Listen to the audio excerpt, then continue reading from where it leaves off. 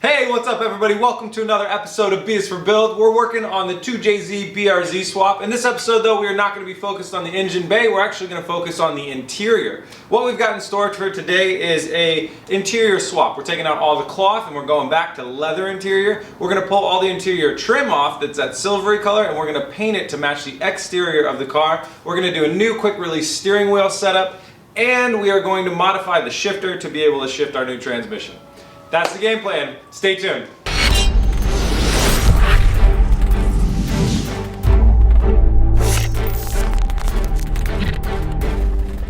Before we get started, I want to take a second out to talk about our sponsor. This episode is proudly sponsored by Armor All. Today we're going to be talking about the Armor All Ultra Shine wash wipes. These are a one-step cleaning process for the outside of your car. You guys know Armor All makes a huge line of amazing products that get amazing results and they're very, very easy to use. It's like a think smarter, not harder type of situation. They really take a lot of the elbow grease out of a lot of the cleaning jobs that you do on the inside and outside of your car. So what's so special about these Ultra Shine wash wipes? Well, for me, one of the huge benefits is it is a no bucket, no water required type of situation. So we are in the shop here and I have no running water in the shop. I think a lot of you guys know that, and unfortunately that becomes the state of the car. Until now, I didn't know about these. Now that I know about these, I'm stoked to use them, and we're gonna go ahead and clean up the BRZ right now with the Ultra Shine wash wipes. These are great for all car enthusiasts. You guys know the feeling. You roll up to a car meet and you see, oh man, like that rim looks a little bit dirty, or the, I missed a spot on this panel or whatever. Or maybe you just want to give your whole car a quick like freshen up, clean up. That's what these Ultra Shine wash wipes are for. You can keep a package in your trunk or whatever. It's a small self-sealing pack, so you just throw them in there anywhere you want, grab one anytime you want, and wash down your car. So it's a pretty sweet situation. It's amazing for me because I don't have running water, so I'm really stoked to have an option to be able to clean my car quickly and easily and really just, get that clean look that I wish I could have, but I didn't have water before. So thanks so much to Armor All for sponsoring this episode. They have a very, very large line of products, like I said before, and they have a product advisor on their website to help you find the right product for your job. So link in the description to their website, head over there, check out the product advisor, and find the right Armor All product for your job. Thanks again. Now let's clean this car.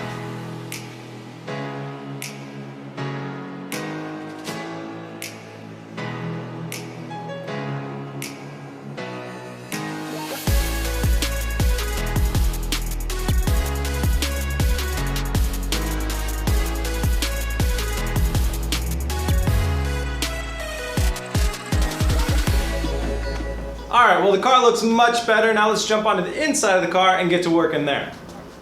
All right, first step for the interior. I want to go ahead and take all of these accented trim pieces. So silver there, silver around the buttons, the door handles right here, the fan vents, and that trim piece that I already ripped out.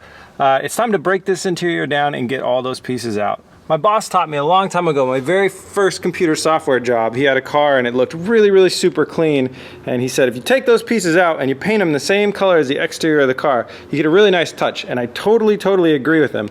So what we're gonna do is we're gonna go ahead and pull all of those out and prep them for paint. And we're gonna paint them the same black as our car.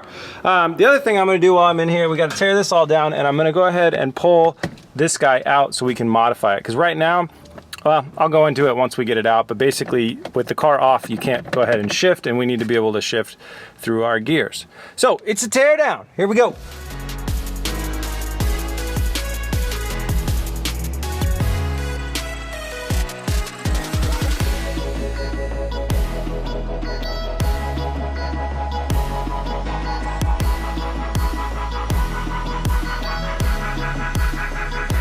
There we are, pretty quick breakdown, nothing too technical, got all the silver stuff out of here. So some of these things need to be separated from other pieces and pulled apart, and then we're gonna paint prep these pretty shortly here. But while I'm in the car, I wanna keep working in the car. So I'm gonna go ahead and pull the steering wheel off, and I'm going to keep working with this center console, or the shifter mechanism here. So the shift lock, but so just so you guys know what's going on here is when a car is off and stuff like that, a lot of them that are automatic transmissions, they're gonna hold the car in park. Every single car has what's called a neutral safety switch. On the BRZs, you pull this little, pull this guy off, it will be over there, pop it off, and you will see this thing right here. You push down on this and it allows you to shift through all the gears freely. Once you let go, it's leaves you stuck in neutral, and then you push it back in and you can go into park and stuff like that. Well, this is just a piece of plastic, so rather than pulling this whole thing out, which goes all the way deep into the car, I think for the first step what I'd like to do is just find a way to hack this neutral safety switch. Basically, probably it's a piece of plastic that hinges up and down, so if I remove the tab down here, it'll stop blocking my shifter, and then that will be at least good enough for now to where then I can attach. The only other thing that I'd want to do is maybe remove these grooves, depending on how the shifter mechanism underneath connects with this thing. So first step though, I think I'd like to leave the grooves, because if they do match up with the other transmission, that'd be great to have them there. So anyways, gonna disable the neutral safety switch and remove the steering wheel right now.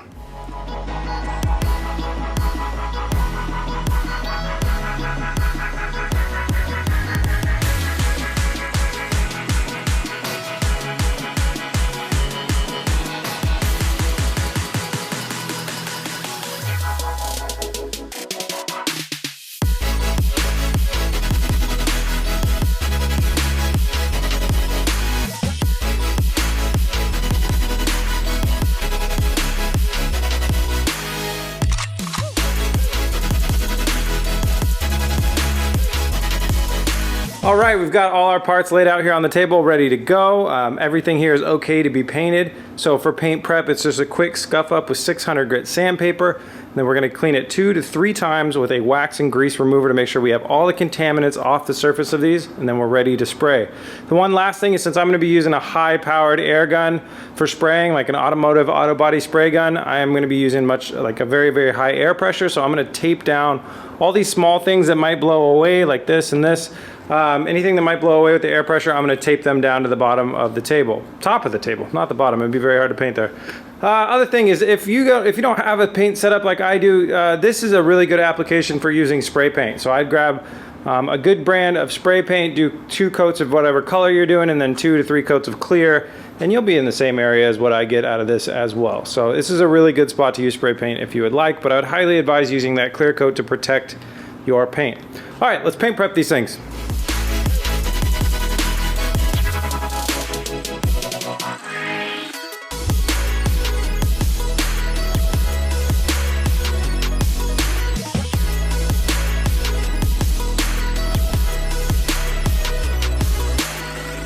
Trim pieces are sanded and they've been hit with the wax and degreaser, so they should be all clean. So it's just one pass with a little bit of air and a tack rag, and then we're gonna go ahead and spray our base coat on these.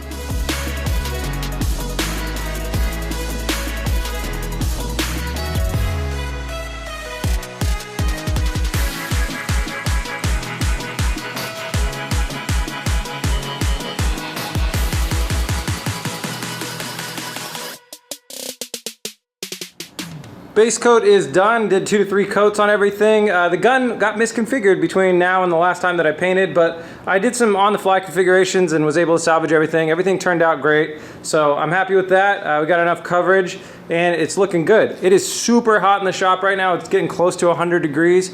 So that's actually good for painting though. Well, for me, different than the normal. Normal we're spraying way too cold. Now it's actually a little too hot, but that's gonna allow me to spray the clear really, really thick and get it nice and glossy. So we're gonna do we're gonna do one kind of misty coat of the clear to get it all stuck on there and everything, and then we're gonna do 2 super thick coats of that clear and get a really, really nice glossy finish on everything.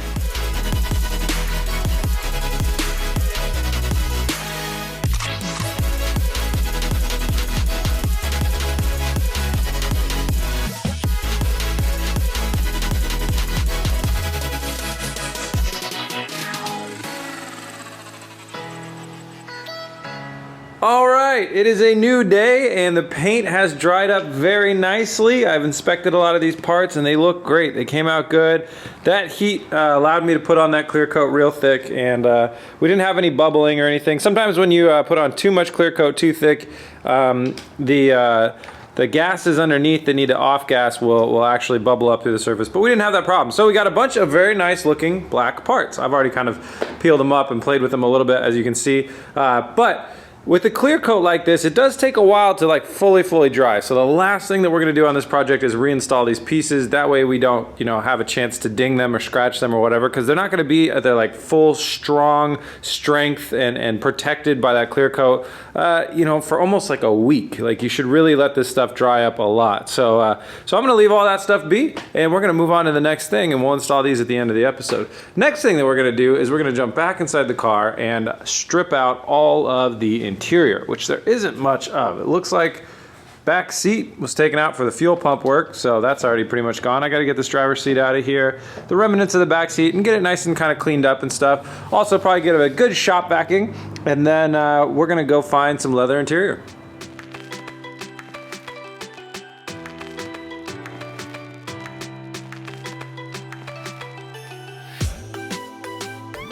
Everything's all cleaned up and ready for the new interior. Now where to get the new leather interior? Well, unfortunately you probably guessed it. Our year-old been sitting outside BRZ. There's leather interior in here. It's just a matter of getting it out and cleaning it up. This has always been the plan. It's been a plan for a very long time. This car was bought to be turned into a rally car. I don't know if that's gonna happen, but whatever's gonna happen, it's gonna need new seats. Only problem is we kind of sprung a leak in here, so the rain's been getting in. We had a really tough winter. I'm gonna crack this baby open and see what's inside. All right, seats are out. I'm sorry I didn't film that process. The car was pretty disgusting. I just didn't want to put you guys through that. So it's a small area. You want to go ahead and throw a respirator on there anytime you're working with a moldy area. Respirator on, pulled everything out. So you got the backrest right there, the two back seats right there. Grab the stereo out so we can throw that in my car, and the two front seats. That car, by the way, what's left of it is for sale. If anybody's interested in a good project car, email me. It's a pretty solid project car, but it needs a lot of work, but the price is right. Let's see, what else? So this is surface mold. So it's not from water dripping down into the seats, into the fabric, into the cushioning. If that's what you got going on, your seats are probably not salvageable. This is from water being inside the car and the moisture evaporating, landing on the car, etc., etc. It grows mold. It's surface mold though, and it can be cleaned. I've done this before and cleaned up really nicely. My Lotus Evora has never had another mold problem after we cleaned up the seats. So what we're gonna go ahead and do now is set all this stuff up and clean it all up.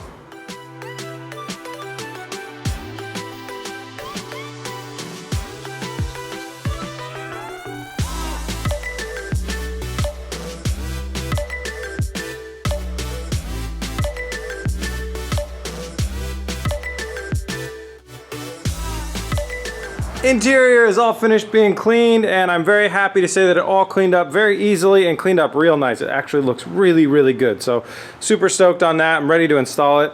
I just used a general all-purpose cleaner on this stuff, and like I said, if it's just that surface mold, if the material hasn't been soaked through, then it's as simple as just kind of scrubbing it off like you would scrub off dirt. It's basically dirt and dust that's been growing, so it comes right off. I did wear a respirator though, because you don't want to get any of that stuff in your lungs, but now that it's gone, it's all good to go. So next step, I think, is to go ahead and reinstall the interior, and let's get the stereo. So the new seats, new seats, and then we'll get the stereo in there as well.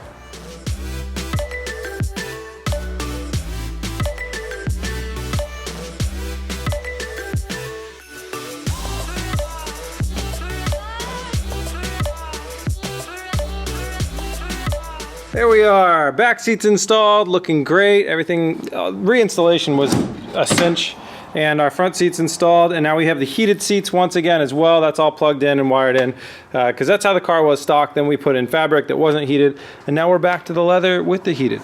So what's left? We need a steering wheel and we need our trim. So we're gonna go ahead and do all the reinstallation now of all our nice custom black trim, and then we'll get to the steering wheel.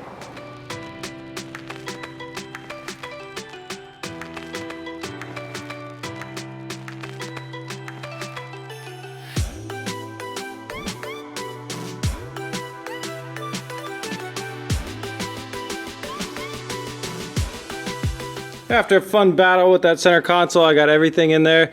This came out really nice. Looks very clean, like straight down to the door handles. I love that look. Obviously, we're gonna paint over this blue stuff, so don't worry about that. That's gonna happen later when we work on the exterior. But like that door handle really sets it off. You got the Trim pieces there, the dash, the new stereo, everything's looking good down to this. So what we're gonna do for this is we're gonna do something custom here, so don't worry about that. Chelsea and I are gonna kind of take that on as more of a crafts project off camera, do something custom cool there, and I'm gonna do some sort of custom cool button for our power button as well. But it turned out great. So now it's time to install our steering wheel. I have no idea what I'm gonna do there, but I got some stuff that I ordered online. I haven't unboxed it yet, but I'm gonna unbox it and start throwing it on there.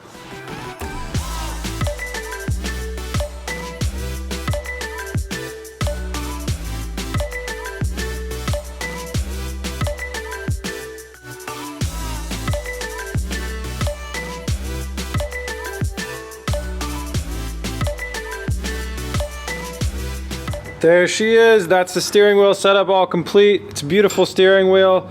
Really good feel to it, nice and sturdy. I opted for like a non-traditional centerpiece horn thing, so I didn't wire up the horn yet because it's a lot of work. I was gonna need to go through there and bust into the wiring harness. And I don't have a horn up front anyways to test it out on. So once I have a horn up front, maybe I'll rewire that up. And it's on a quick release as well. I don't know why I decided to go quick release on this one. I felt like it'd be a fun thing to do. So I got it on a quick release here, and it's the same type of a quick release that I have on my S2000. That way, if I want to swap steering wheels that I have on my S2000 with this car, I can, because that one has a much more expensive wheel. This one ran me about 110 bucks. The S2000 one is about 500 bucks. But they both have this beautiful black leather with the red stitching, which matches the rest of the car. Black leather, red stitching, seats, black leather, red stitching, and obviously the rest of the car will be black with the red to match. So there it is, new interior upgrades. All right guys, that is a wrap for this episode. Thank you so much for watching. If you like BS for Build and you like what we do and you want to help out and support, head over to bsforbuild.com, scroll down to the shop and pick up some of our merch. All the proceeds of that go directly towards supporting these builds and future builds. And if you want to find us in more places, we are BS for Build on Instagram, Snapchat, Facebook, Twitter, all the places that you know and love for social media. We are on there. Another huge thanks to Armorall for sponsoring this episode. Guys, please hit that link in the description and check out some of the Armorall products that are right for your car. Thanks for watching, guys. Please remember to like and subscribe. Peace!